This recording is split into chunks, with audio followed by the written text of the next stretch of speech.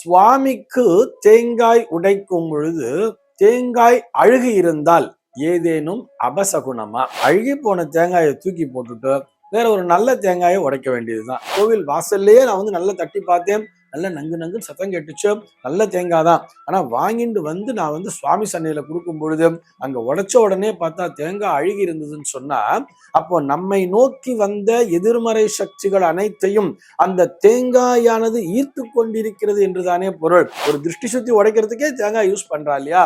அப்போ நம்ம மேல ஒரு கடுமையான திருஷ்டி என்பது இருந்திருக்கிறது.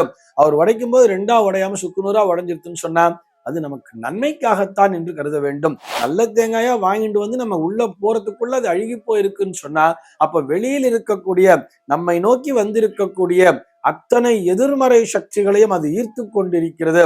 இன்னைக்கு நம்ம என்ன பார்க்க போறோம் சொல்லி பார்த்தோம்னா, ஒரு நேயரினுடைய சந்தேகத்திற்கான விடையைத்தான் பார்க்க போகிறோம்.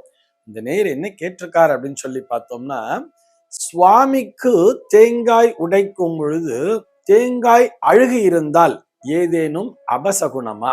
இதற்கு ஏதேனும் பரிகாரம் செய்ய வேண்டுமா என்பதுதான் அவருடைய கேள்வியாக அமைந்திருக்கிறது. இதற்கு பரிகாரம் செய்ய வேண்டும் என்று சொன்னால், அழுகி போன தேங்காயை தூக்கி போட்டுட்டு வேற ஒரு நல்ல தேங்காயை உடைக்க வேண்டியதுதான். அவ்வளவுதானே. இதையே அவ்வளவு சீரியஸா எடுத்துக்க வேண்டிய அவசியமே இல்லையே. இதெல்லாம் நினைச்சுண்டு பயப்பட வேண்டிய அவசியமே இல்லை. முதல்ல என்ன பண்ணணும்னு சொன்னா, தேங்காய் சுவாமிக்காக நம்ம வாங்கிட்டு போறோம் அல்லது நம்ம வீட்டிலேயே ஒரு பூஜைக்காக தேங்காயை வாங்கிட்டு வரோம் பொழுது நல்லா தட்டி பார்த்து தானே வாங்கிட்டு வரணும். நல்லா தட்டி பார்த்து வாங்கிட்டு நான் வாங்கிட்டு வரும்போது நல்லாதான் இருந்துச்சு, ஆனா உடைக்கும் போது அழுகி போயிடுச்சுன்னு சொல்றதெல்லாம் நம்ம வாங்கிட்டு ஒரு வாரம் ஆயிருக்கும், நம்ம அதை கவனிக்காமலே விட்டுருப்போம். அதனாலதான் அழுகி போயிருக்குமே தவிர, மிச்சபடி இன்னைக்கு வாங்கிட்டு வர்ற தேங்காய் இன்னைக்கு காத்தால பூஜைன்னு சொன்னா இன்னைக்கு வாங்கிட்டு வந்தா போதும் தானே. அதை விட்டுட்டு நம்ம 4 நாள் முன்னாடியே தயார் பண்ணி வைக்கிறோம்னு சொல்லிட்டு செய்யும் பொழுதுதான் இந்த மாதிரி பிரச்சனை எல்லாம் வர்றது. இந்த தேங்காயை தட்டி பார்த்துட்டே வாங்கிட்டு போலாம் இல்லையா? எல்லாவற்றிலும் கவனத்துடன் இருக்க வேண்டும், ஸ்ரத்தையோடு செயல்பட வேண்டும். இறைவனுடைய பூஜை என்று வரும் பொழுது, இறைவனுக்கு ஒரு அர்ச்சனை செய்கிறோம் பொழுது அதிலே நாம் எந்த அளவிற்கு அக்கறை கொண்டிருக்க வேண்டும் இல்லவா? அது ரொம்ப அக்கறையோட செய்ய வேண்டிய வேலை தானே. அதனை விட்டுட்டு ஏதோ ஒண்ணு கொடுத்தா வாங்கிட்டு வந்தேன், உடைச்ச அழுகி போயிடுத்து, இல்ல சுக்குநூறா உடைஞ்சு போயிடுத்து, இது எனக்கு அபசகுணமா பட்டுடுத்து அப்படின்னு சொன்னா இதிலெல்லாம் சகுனம் பார்க்க வேண்டிய அவசியமே இல்லை. என்ன பண்ணணும்னு சொன்னா, இறைவனிடத்திலேயே பிரார்த்தனையை வைத்துக் கொள்ள வேண்டும். என்னுடைய கவனமின்மையின் காரணமாக இந்த நடந்து விட்டது, நான் கவனம் இல்லாம செயல்பட்டிருக்கேன் போல இருக்கு, என்னுடைய சிந்தனை அந்த இடத்திலே இல்லை. அப்ப என்னுடைய சிந்தனையை ஒருமுகப்படுத்த வேண்டும், என்னுடைய சிந்தனை நற்சிந்தனையாக இருக்க வேண்டும் சொல்லிட்டு நம்ம நம்மளைத்தான் சரிப்படுத்திக்கணுமே தவிர, கடைக்காரன் இப்படி கொடுத்துட்டான், வேணும்னே கொடுத்துட்டு ஏமாத்திட்டான்னு சொல்லிட்டு மற்றவர்கள் மீது குறை சுமத்த கூடாதுங்கிறதுக்காக சொல்றேன். ஒரு தேங்காய், அதாவது சுவாமி கோவிலுக்கு போறோம், குடும்பத்தோட போறோம், போகும்போது அங்க தேங்காய் உடைக்கும் போது தேங்காய் அழுகி போயிடுத்து, இல்ல சுக்குநூறா உடஞ்சிடுத்து அப்படிங்கிற மாதிரி அந்த அர்ச்சகர் சொல்றாரு அப்படின்னு சொன்னா, உடனே கூட இருக்கிறவங்களை பார்த்து கடிந்து கொள்ளக்கூடாது.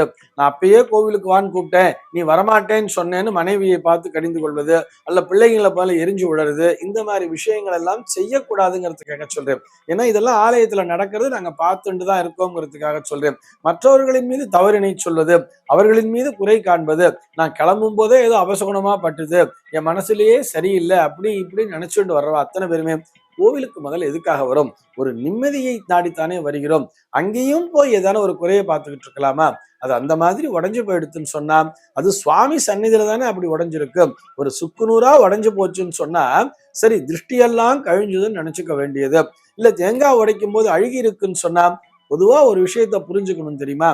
எதுக்காக திருஷ்டி சுத்தி உடைக்கும் போது தேங்காயை உடைக்கிறா? எலுமிச்சம்பழம், தேங்காய், பூசணிக்காய் போன்ற விஷயங்களைத்தானே அங்கே திருஷ்டி சுத்தி உடைக்கிறார்கள்.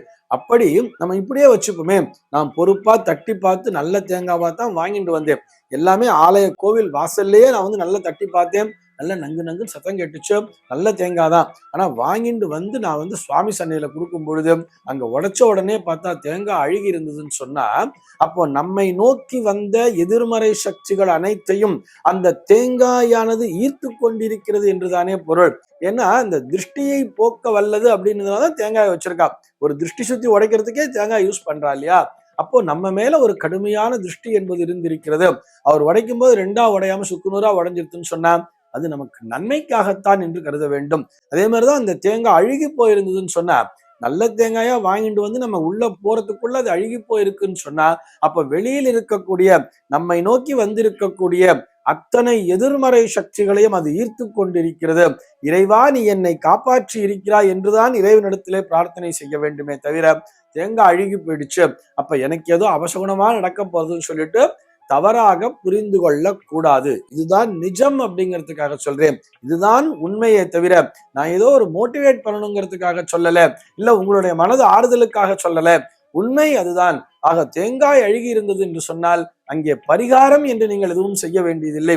வேற ஒரு நல்ல தேங்காயை வாங்கிட்டு வந்து மறுபடியும் உடைச்சு சுவாமிக்கு நைவேத்தியம் பண்ணிட்டு அதை சுவாமிகிட்ட இருந்து பிரசாதமா நம்ம வாங்கிட்டு போக வேண்டியதுதானே. அவ்வளவுதானே தவிர இது அந்த அளவிற்கு நினைத்து பயப்பட வேண்டிய அளவிற்கு அங்க சீரியஸான விஷயம் எதுவும் இல்லை. இறைவன் நம்மை காப்பாற்றி இருக்கிறார். நமக்கு வரக்கூடிய துன்பங்களில் இருந்து நம்மை காத்து ரட்சித்திருக்கிறார் என்றுதான் நாம் புரிந்து கொள்ள வேண்டும். எப்பயுமே இறைவன் என்னுடனேயே இருக்கிறார் என்று நம்பி இருப்பவர்களுக்கு இது போன்ற சந்தேகங்கள் வரவே வராது. ஒரு தேங்காய் அழுகி போயிடுச்சுங்கிறதுக்காக அந்த நாள் முழுக்க அப்செட் ஆகி உட்கார்ந்துட்டு இருக்கிறது, பாக்குறவங்களெல்லாம் எரிஞ்சு உழறது, பிள்ளைங்க மேல எரிஞ்சு உழறது, மனைவியின் மேல எரிஞ்சு உழறதுன்னு சொல்லிட்டு இது போன்ற தவறுகளை செய்யக்கூடாது. குறிப்பாக தாய்மார்களுக்கும் சொல்கிறேன். உடனே கணவனை பார்த்து திட்டுறது, ஒரு தேங்காய் வாங்க வக்கில்ல நீங்க எல்லாம் என்னத்த அங்க போனா இப்படி உடஞ்சி அழுகி போயிடுச்சுன்னு சொல்லிட்டு கணவரிடத்திலும் சண்டையிடக்கூடாது அப்படிங்கிறதுக்காக பெண்களுக்காகவும் சொல்லிக் கொள்கிறேன். ஆக இப்படித்தான் புரிந்து கொள்ள வேண்டும். ஒரு ஆலயத்துல போய் தேங்காய் உடைக்கிற அழுகி இருந்தது, அல்ல நம்ம வீட்லயே ஒரு பூஜை பண்றோம், அந்த நேரத்துல உடைக்கும் போது தேங்காய் அழுகி இருந்ததுன்னு சொன்னா நமக்கு வரக்கூடிய எதிர்மறை சக்திகளை, அதாவது எதிர்மறையான ஒரு விஷயங்களை எல்லாம் அவை ஈர்த்து கொண்டிருக்கிறது, அதிலிருந்து நம்மை பாதுகாத்திருக்கிறது அந்த தேங்காய் என்பதை புரிந்து கொண்டாலே போதுமானது. சர்வே ஜனாஹ சுகினோ பவந்து.